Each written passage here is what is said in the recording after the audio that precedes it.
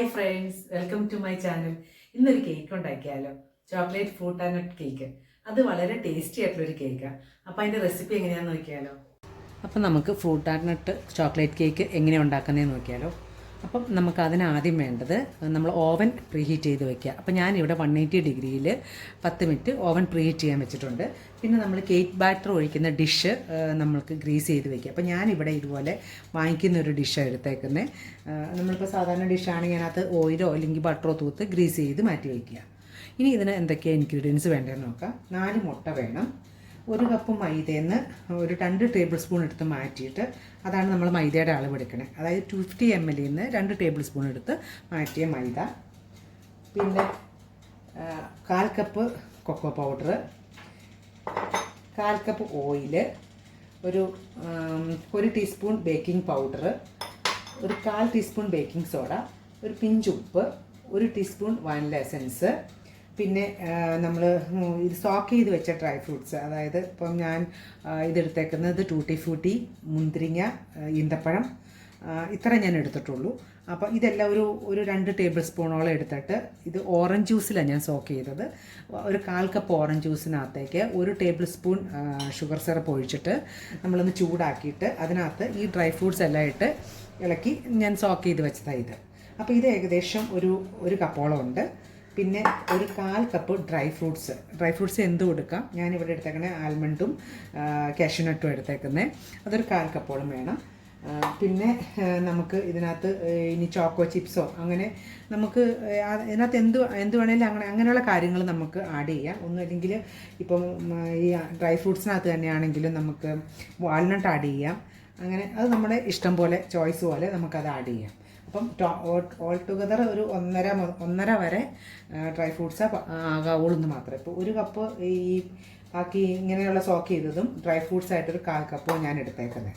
അപ്പോൾ ഒരു 1.5 വരെ നമുക്ക് എടുക്കാം, 1.5 കപ്പ് വരെ എടുക്കാം. അല്ലെങ്കിൽ അതിൽ കൂടുതലായി കഴിഞ്ഞാൽ ഇത് ഭയങ്കര തിക്കായി പോകും. അപ്പോൾ ഞാനിപ്പോൾ 1.25 കപ്പാണ് എടുത്തേക്കുന്നത്. ഇനി നമുക്കിത് എങ്ങനെയാണ് ചെയ്യേണ്ടതെന്ന് നോക്കാം. ആദ്യമേ നമുക്ക് ഇതെല്ലാം, ഈ ഡ്രൈ ഇൻഗ്രീഡിയൻസ് എല്ലാം കൂടെ ഒന്ന് നമുക്ക് അരിച്ചെടുക്കാം. മൈദയും കൊക്കോ പൗഡറും ബേക്കിംഗ് പൗഡറും ബേക്കിംഗ് സോഡയും സോൾട്ടും കൂടെ ഇട്ടിട്ട് നമുക്ക് ഇതൊന്ന് അരിച്ചെടുക്കാം.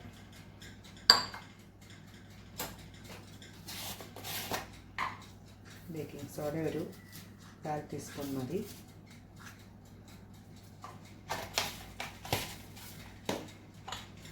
കുറച്ച് ഉപ്പ്, ഒരു പിഞ്ച് ഉപ്പ്. ഇനി നമുക്കിതൊന്ന് അരിച്ചെടുക്കാം. ഒരു 2-3 പ്രാവശ്യം അരിക്കുന്നത് എപ്പോഴും നല്ലതായിരിക്കും. ഈ ചോക്ലേറ്റ് ഇങ്ങനെ കട്ട പിടിച്ച് കിടക്കുന്നതൊക്കെ നന്നായിട്ട് വരും. അപ്പം നമ്മളിത് അരിച്ചെടുത്തിട്ടുണ്ട്. ഇനി നമുക്ക് ഒരു ബൗളെടുത്തിട്ട് അതിനകത്തേക്ക് മുട്ട പൊട്ടിച്ച് വയ്ക്കാം.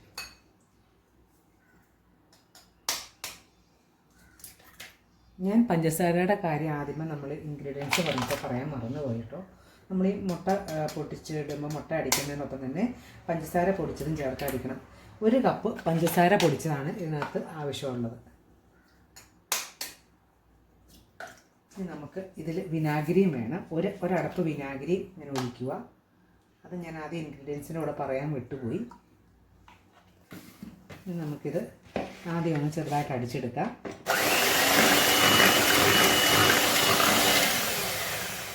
ഇനി നമുക്കിതിലേക്ക് പൊടിച്ചു വെച്ച പഞ്ചസാര, അതായത് 1 കപ്പ് പൊടിച്ച പഞ്ചസാര, ഒരു 1/4 കപ്പ് പൊടിക്കാത്ത പഞ്ചസാര എടുത്തിട്ട് നമ്മൾ മിക്സിയിൽ പൊടിച്ചെടുത്തു കഴിഞ്ഞാൽ ഏകദേശം 1 കപ്പ് പൊടിച്ച പഞ്ചസാര കിട്ടും. അപ്പോൾ 1 കപ്പ് പൊടിച്ച പഞ്ചസാര അതിന്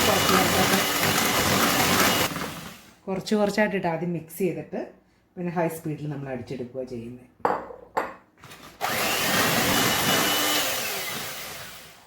ഇനി നമ്മളിത് ഹൈ സ്പീഡിലിട്ടിട്ട് നന്നായിട്ട് പതഞ്ഞ് പൊങ്ങി വരുന്നിടം വരെ അടിക്കണം.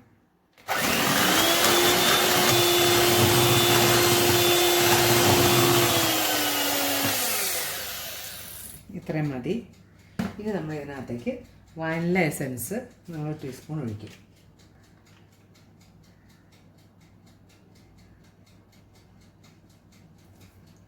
ഒരു ടീസ്പൂൺ വാനില എസൻസ് ചേർത്തു. ഇനി സ്പീഡ് കുറച്ച് ഒന്നിലിട്ടിട്ട് ഏറ്റവും സ്പീഡ് കുറച്ചേ നമ്മൾ ഇത് അടിക്കാവുള്ളൂ. ഇനി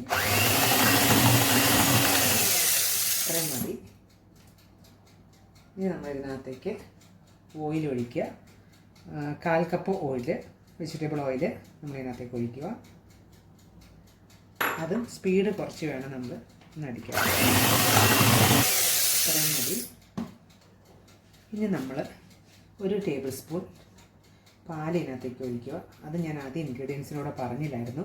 അത് 3 എണ്ണം, അത് പാലും വിനെഗറും പഞ്ചസാരയും ഞാൻ പറഞ്ഞില്ലായിരുന്നു. അപ്പോൾ നമ്മൾ ഇതിനകത്ത് മിക്സ് ചെയ്യാനായിട്ട് ഏകദേശം ഒരു 3 ടേബിൾ സ്പൂണെങ്കിലും പാല് വേണ്ടി വരും. ഇപ്പം ഞാനിപ്പോൾ 1 ടേബിൾ സ്പൂൺ പാൽ ഒഴിച്ചു. ഇനി നമ്മൾ അരിച്ചു വെച്ച് ഡ്രൈ ഇൻഗ്രീഡിയൻസ് കുറച്ച് കുറച്ചായിട്ട് ഇതിനകത്തേക്ക് ഇടാം.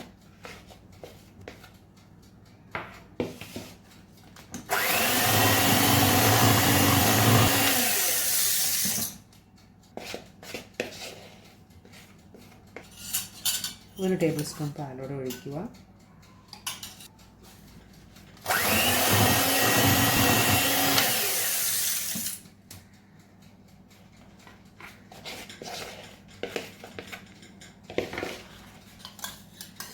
ഇപ്പോൾ മൊത്തം 3 ടേബിൾ സ്പൂൺ പാൽ ഒഴിച്ചിട്ടുണ്ട് അതിനകത്ത്.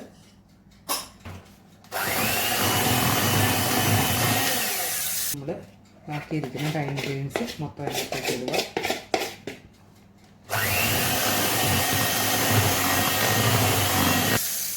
ഇപ്പോൾ ഡ്രൈ ഇൻഗ്രീഡിയൻസ് മൊത്തം നമ്മൾ ഇതിനകത്ത് ആഡ് ചെയ്ത് കഴിഞ്ഞു. ഇനി നമുക്കിതിനകത്തേക്ക് നമ്മൾ എടുത്ത് വെച്ച ഡ്രൈ ഫ്രൂട്ട്സും ഡ്രൈ നട്ട്സും ഇതിനകത്ത് നമുക്ക് ചേർക്കണം.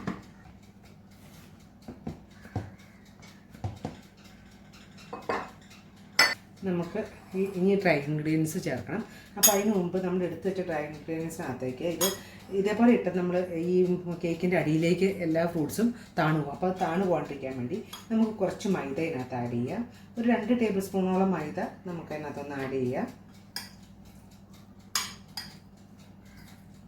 ഈ ഫ്രൂട്ട്സിനകത്തൊരു കോട്ടിങ് വരുമ്പോൾ അത് കേക്കിൻ്റെ എല്ലാ ഭാഗത്തും ഒരേപോലെ നിരന്ന് കിടക്കും. ഇല്ലെങ്കിൽ ഇതെല്ലാം കൂടെ താഴെ പോയി ആ കേക്കിൻ്റെ അടിയിൽ മാത്രം ഫ്രൂട്ട്സായിട്ട് കിടക്കും. നമ്മൾ അതിനകത്തേക്ക് നമ്മൾ എടുത്തിട്ട് കാഷ്യും ബദാമും ഇട്ടു. അത് അതിനകത്തിട്ട് ഇളക്കാം. ഏകദേശം ഒരു 2-2.5 ടേബിൾ സ്പൂൺ മൈദപ്പൊടി ഞാനിത് കോട്ട് ചെയ്യാൻ വേണ്ടി എടുത്തിട്ടുണ്ട്. ഇത്രയും മതി. ഇനി നമ്മൾ ഈ ബാറ്ററിലേക്ക് ഈ ഡ്രൈ ഫ്രൂട്ട്സ് ആഡ് ചെയ്യാം. ഇതൊന്ന് മിക്സ് ചെയ്തെടുക്കാം. മിക്സ് ചെയ്യുമ്പോൾ നമ്മൾ ഒരു വശത്തേക്ക് മാത്രമേ ഇളക്കാവുള്ളൂ. എല്ലായിടത്തേക്കും ആയിട്ടിങ്ങനെ ഇളക്കരുത്. അന്നേരം അത് പൊങ്ങി വരാനായിട്ട് ബുദ്ധിമുട്ടാവും. ഇനി നമുക്കിത് ബേക്കിംഗ് ട്രേയിലേക്ക് ഒഴിക്കാം. ഇപ്പോൾ ബേക്കിംഗ് ട്രേയിലേക്ക് ഒഴിക്കുക. ഇനി നമ്മൾ ചെറുതായിട്ടൊന്ന് ടാപ്പ് ചെയ്ത് കൊടുക്കണം. അതിനകത്തുള്ള എയർ ബബിൾസ് എല്ലാം പോകാൻ വേണ്ടിയാണ് നമ്മൾ ടാപ്പ് ചെയ്യണത്. ഇനി ഇതിൻ്റെ മുകളിൽ നമുക്ക് ഫ്രൂട്ട്സും ചോക്കോ ചിപ്സൊക്കെ വെച്ചിട്ട് നമുക്കൊന്ന് ഡെക്കറേറ്റ് ചെയ്യാം. ഞാനിപ്പോൾ ഇവിടെ ബദാമും കാഷ്യും എടുത്തേക്കുന്നത്. ഇപ്പോൾ നല്ല ടേസ്റ്റി ആയിട്ടുള്ളൊരു കേക്കായത്. കുറച്ച് ചോക്കോ ചിപ്സും ഞാൻ ആഡ് ചെയ്യുക അതിൻ്റെ മുകളിൽ.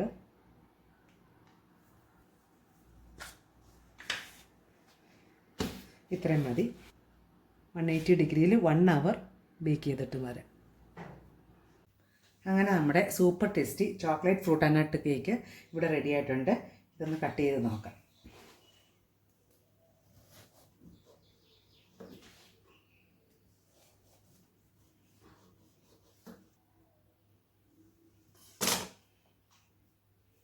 നല്ലതായിട്ട് സ്മൂത്തായിട്ടുണ്ട്. ഫ്രൂട്ട് ആൻഡ് നട്ട് കേക്ക് അത്ര സ്മൂത്ത് ആവില്ല, എന്നിട്ടുകൂടി ഇത് നല്ല സ്മൂത്തായിട്ടുണ്ട്. ഇത് അതുപോലെ തന്നെ നല്ല ടേസ്റ്റിയാണ്. എല്ലാവരും ഒന്ന് ട്രൈ ചെയ്ത് നോക്കുക. ഈ റെസിപ്പി ഇഷ്ടമായ എല്ലാവരും ഷെയർ ചെയ്യാനും സബ്സ്ക്രൈബ് ചെയ്യാനും ലൈക്ക് ചെയ്യാനും മറക്കരുത്. Thank you. God bless you.